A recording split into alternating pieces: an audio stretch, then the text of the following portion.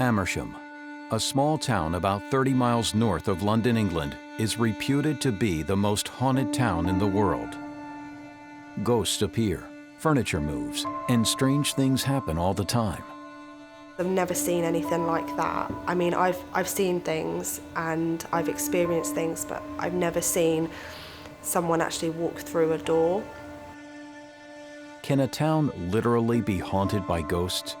Is it just a story to draw in tourists, or simply a case of mass hysteria? Either way, it remains unexplained. I didn't actually believe in any of it until I actually started working here.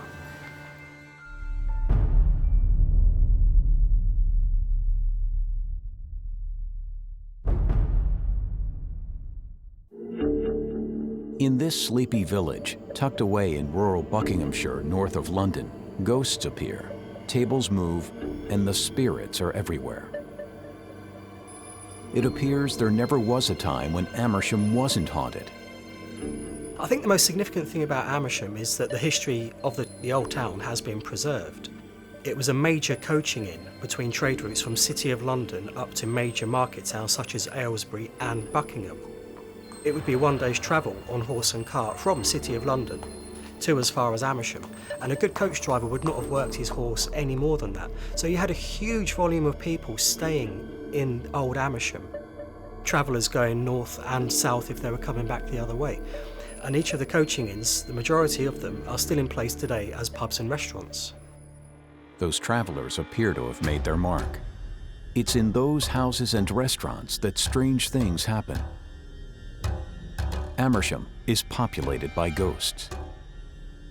Amersham benefits from having a lot of ghosts and a whole variety of ghosts. So typically when you're looking at a location, you might have a white lady, you might have a few objects that are moving. Amersham benefits from having so many different locations where ghosts are reported that you've got a white lady, a grey lady, a black lady, a green lady. You've got poltergeist type activity, things moving, that sort of thing. You've got people sensing a presence. You've got people having electric shocks, for example, in one of the locations. So a whole variety of phenomena. The Crown Inn has stood since the 1400s, when it was a popular coach inn for merchants traveling to and from London. It still welcomes weary travelers in for a warm meal and a warm bed, but it's also the hub for ghostly activity in the town. Staff and guests have reported unexplained activity and things that go bump in the night. And it's particularly prevalent in one room. People who have stayed in room 16 of the Crown have reported being interfered with during the night. Men have found that their sheets are being tucked in while they're lying in bed. Their suitcase might be unpacked or repacked depending on how they left it. So much so that a former housekeeper at the Crown would regularly witness men running out of the hotel in the early hours of the morning, very, very frightened. And like all paranormal activity, it's something hard to comprehend until you experience it. I didn't actually believe in any of it until I actually started working here. In room 16, I was going into the room to do a room check for a guest with one of my colleagues who used to work here. As we were leaving the room, we turned around again and we saw the outline of an old man, like a silver outline of an old man in the rocking chair, and it was just moving by itself. I had another friend who I actually work with. She has also seen the same outline of the man in the rocking chair in room 16 at the Crown Hotel as well, which did terrify her, and she's never been back into that room since.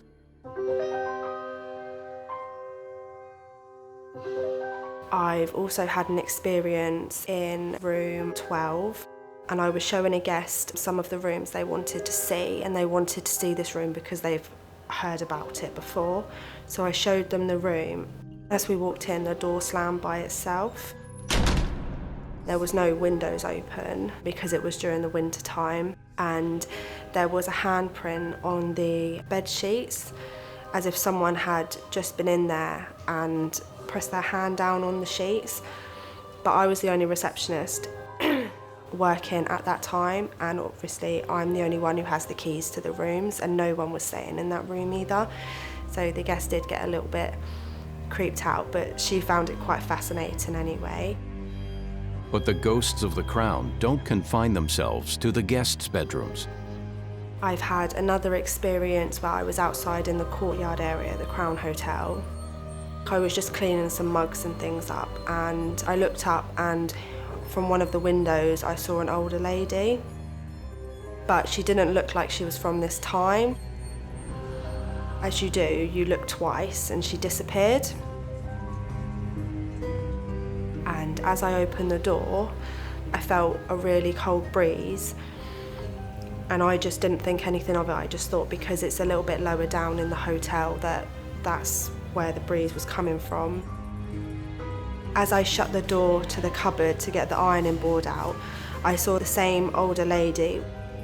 I saw her walking through the hallway.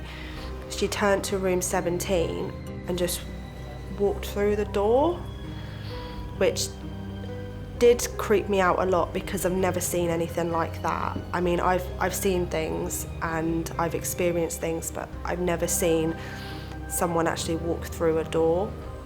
And then that was when I heard stories about, they call her the Grey Lady, who walks the halls from room 17 to room 21.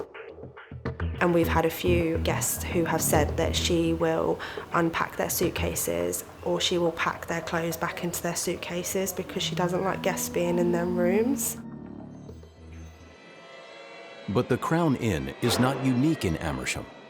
It may not even be the most haunted. Its sister pub, the King's Arms, has also reported spectral visitors, and many notables, including politicians and judges. It's said that hanging Judge Jeffreys would often visit the place. Now, he was responsible for sending hundreds and hundreds of people to the hangman, a very brutal man. Could it be possible that those he sent to the gallows continue to come back to take their revenge as ghosts on the modern world?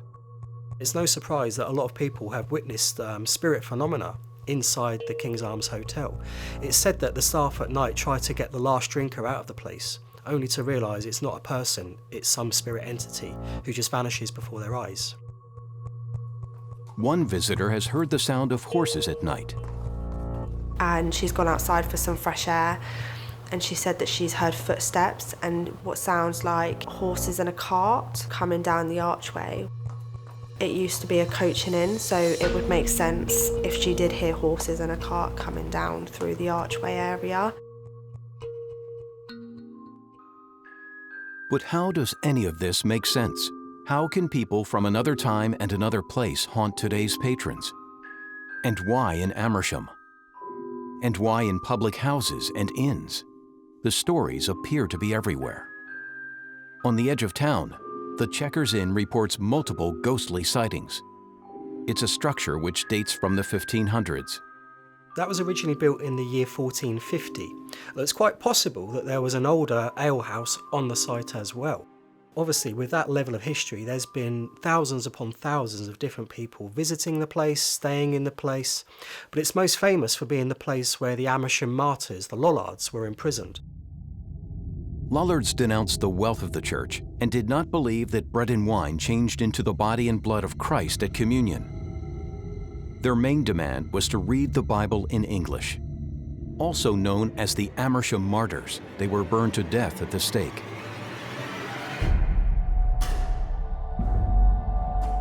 So do the martyrs consistently return to Amersham? And the Checkers pub is now said to be haunted by between 9 and 12 different ghost entities. One is a man, and the assumption is that this was one of the guards, possibly a Lollard sympathiser, because actually in the first trials in 1511, about 60 people were charged with heresy. The second trials in 1521, 200 people were charged with heresy. Heresy, or espousing a contrary belief to those of the church, was serious business in the late Middle Ages. The punishment was also serious, ranging from whipping or stoning to a death sentence. burning at the stake was a favored form of execution. So could the guard seen at Amersham have been one of those executed? The population was only 900 people, so that's almost a quarter of the population. So it's very likely that the guard might well have been a Lollard sympathiser, and ever since then his soul has not been able to rest.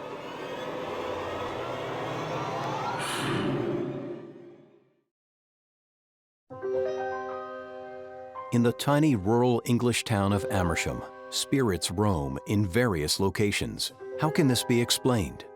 Dr. Kieran O'Keefe is a local parapsychologist. Parapsychology, very broadly, is the scientific study of the paranormal. But if we went into detail in terms of what parapsychology is, it would be studying a variety of phenomena, which includes ESP, so things like telepathy, precognition, clairvoyance, but also PK, the ability to maneuver or bend objects with your mind, and then survival. So survival research is about investigating claims that prove that we survive after death, so things like ghosts, poltergeist, and mediumship. Dr. O'Keefe has taken a keen interest in Britain's most haunted town. In terms of my interest in Amersham, that all started because I grew up in High Wycombe as a boy. I investigated a couple of locations around here, so for example Hellfire Caves, but also as an investigator, even as a teenager, I was interested in any ghost stories from the surrounding area, and Amersham just leaped out of the page. For years, he'd heard about the strange things which happened in the village. I'd heard about the Chequers Inn, Crown Hotel, all of these sorts of areas, and actually even just walking along the road in Old Amersham, it has that feel like you're stepping back into history. So I was just fascinated by it from a very early age. Dr. O'Keefe is not the only one to take interest in Amersham's otherworldly entities. The town has also come to the attention of another local paranormal investigator. My mother was a psychic medium, and I grew up with that kind of thing, spiritualism and tales of spirits all around. When it came to Amersham, he had a number of objectives. My main interest was actually finding out what the cause of paranormal phenomena was. Was it in fact something innocent, something quite naturally explainable, or were we dealing with some other kind of entity or intelligence beyond our own realm? So if they're so threatening, so scary, why do people want to visit places like Amersham? I think one of the most fascinating things for people in the modern day is the immersive aspect of visiting these places that are reputedly haunted. Many of them have not changed their features since the Tudor period, or certainly for several hundred years. They can actually visit these places and feel immersed in what the place would have looked like those hundreds of years ago. They can actually feel the vibe, feel the essence of what long lost relatives from hundreds of years before would have perceived in that area. Add to that the fascination people have with horrible history and ghost stories. It all creates the perfect environment for people to visit living history. But you don't have to go back hundreds of years to feel the spirits which moved around Amersham. Many famous and notorious people from the recent past are believed to inhabit the area still. The town of Amersham might be famed for its ghostly figures and happenings which have tormented visitors, but many of its residents have also witnessed paranormal activity throughout the day and in the early hours of the morning. There were a number of different reports of individuals who would wake up at 4, 5 o'clock in the morning and they'd feel like they'd had an electric shock. They were kind of jolted out of bed. And then if you look at some of the accounts in details, some of them then reported associated ghostly activity with that experience. Now we know in parapsychology that there's this state between sleeping and waking. It's called the hypnopompic state. It's this state where you mix dream imagery or dream experiences with reality. And the problem with a lot of the experiences in Amersham, the Crown Hotel, Chequers Inn, Woodrow House as well, is that you've got a lot of the experiences happening at night. When people are having these hypnopompic type experiences, assuming that the experience they're having is real when actually it's part of their dream imagery. Or, from a very simple psychological point of view, a lot of people are tired at night. And that can affect our perception in such a way that we think we're having a ghostly experience when in fact we're not. Amersham's graveyard does hold the body of one spirit that deserves to be restless. In the graveyard of St. Mary's Church lies the body of Ruth Ellis. She was born in Wales. She came from a large family. She then moved to London with her family. She dropped out of school quite young, just 14. At 17, she found herself working in nightclubs as a hostess, and then she fell into prostitution. She fell on hard times, and that's where the story begins.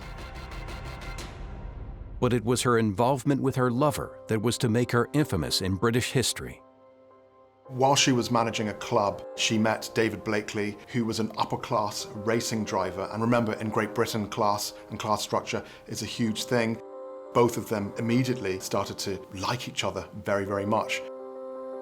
But their relationship was a messy one. David moved in with Ruth. He was actually engaged to someone else. Ruth was carrying on many affairs. So it was a very difficult relationship, and there was a lot of people involved. The tawdry affair came to a tragic conclusion. So it was Easter Sunday 1955 where Ruth wanted to get her revenge on David. She tracked him down outside a friend's house and she shot him with a revolver up to 6 times. And she waited, she actually stood there and waited for the police to arrive. Ruth Ellis was tried for David Blakely's murder. She was found guilty. That meant death, that meant hanging, that meant execution. Ruth Ellis was the last woman to be executed in the UK. She was buried in Holloway Prison because the condemned would not receive a good Christian burial. Of course, times and attitudes changed.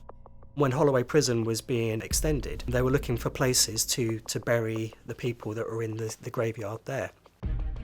St Mary's Church in Amersham agreed to take the body of Ruth Ellis. There was more tragedy to follow. Unfortunately, in the early 80s, her son destroyed the headstone before committing suicide. And the priest at the church has left her grave unmarked, although a few locals do know which is her grave.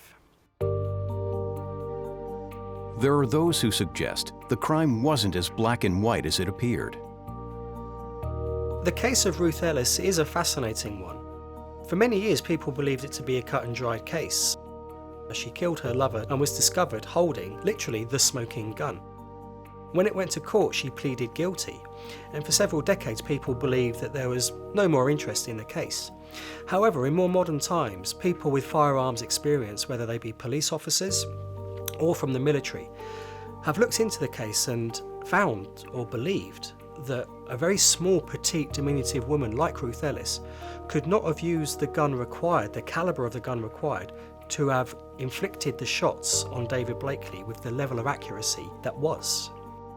And now, Ruth Ellis is believed to haunt Amersham. One of my friends said that she definitely saw Ruth Ellis's ghost in the Amersham cemetery because there's a lot of maps in Old Amersham, a lot of guides that do explain about Ruth Ellis. And she decided that she wanted to go and have a look because it is an unmarked grave. So she decided that she would go and have a look for it, and she saw an older lady standing by an unmarked grave which just had a broken headstone and a few flowers by it. So she decided to walk up to the gravesite and the lady just disappeared in front of her. So she was really sort of worried and confused as to what that was about, but she said to me that she was determined that she did see Ruth Ellis's ghost. Could this be the ghost of Ruth Ellis? Could it be the older lady who so many people claim to have seen in Amersham? Could this be a restless spirit roaming the earth in an attempt to find justice? Could Amersham's dark history be the reason it's haunted? When such a tragedy occurs, is it possible that it makes an indelible mark on the location? Paranormal investigators call it the stone tape theory. The stone tape theory suggests that the emotion or action of an event somehow remains embedded in the fabric of a place, and it replays itself to people of a certain sensitivity under certain conditions, almost like a visual echo of the past. Rather than being a spirit entity, such as humans who'd pass over and then come back. It's believed that this is somehow just an anomaly in the time-space continuum. Of course, the power of suggestion is absolutely huge, and of course a lot of people identify with Ruth Ellis and her plight. She was in a very abusive relationship, so a lot of people did feel a great deal of sympathy towards her. And also with the Amersham martyrs, people who love God, they worship God, they love Jesus, they love the church, they just wanted the right to read the Bible in their native tongue. So all these very sad stories do quite, they play on the conscience of people visiting the area, and could explain why people perceive some of the paranormal activity. I'm not afraid to come to work. I mean, I absolutely love my job. I love working at the Crown Hotel and the King's Arms Hotel. I'm not afraid if there are supernatural things that happen here, because it's not the only place in Old Amersham that it does happen. To work here, it actually makes it a little bit more exciting to be able to tell other people my experiences that I have encountered, and maybe if they're more open-minded like me, then they would experience the same. I absolutely believe in ghosts, but I think we need to do a lot more research into what constitutes a ghost. Is it a stone tape theory kind of phenomena, or is it spirits from heaven coming back to visit us, or maybe they need help getting to heaven, or is it literally just some kind of hallucination that's caused by other factors? I always get asked, do I believe in ghosts? As a scientist, it's not about belief. We have to go into cases trying to remain as objective as possible. If we go into a case believing it's a ghost, then we're bringing in subjective bias. We're potentially biasing how we look at the evidence. So we've always got to remain objective and not let belief cloud our judgment.